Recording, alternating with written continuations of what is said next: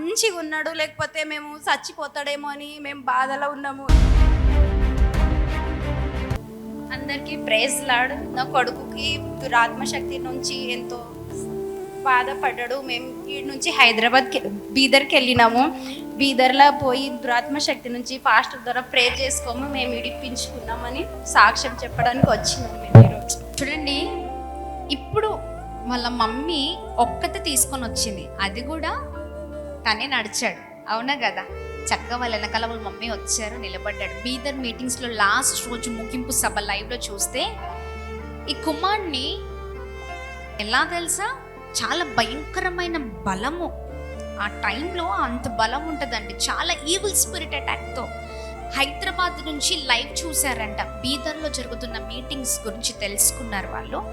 మరి హైదరాబాద్లో ఉండి మన హైదరాబాదే లైవ్ చూసి అక్కడ బీదర్లో జరుగుతున్న మీటింగ్స్కి అటెండ్ అయ్యారు. లాస్ట్ డే ఇప్పుడు ఈ చిన్నోడు వచ్చేటప్పుడు ఈ చిన్నోడిని ఒక 5 తీసుకొచ్చారండి. వాళ్ళకు బలం చాలట్లే, వాళ్ళని కొట్టేస్తున్నాడు, తన్నేస్తున్నాడు. వారిని కొడితే వాళ్ళు ఎక్కడో పడుతున్నారు. అంత భయంకరమైన బలముతో ఉన్నాడు. ఎవ్వరి మాట వినట్లే, చాలా భయంకరమైన పరిస్థితి. చేతి కూడా కట్టేసినాం వినకపోతే.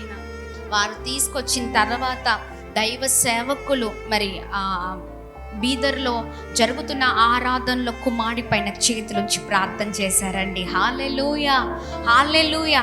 ఆ భయంకరమైన ఆ చీకటి శక్తుల నుంచి కుమారుడు విడుదల పొందుకున్నారు. ఎలా ఉంది నాన్న? నీ పేరేంటి? వైభవ్. ఎలా ఉంది ఇప్పుడు? మంచిగా అప్పటి నుంచి బాగున్నాడా?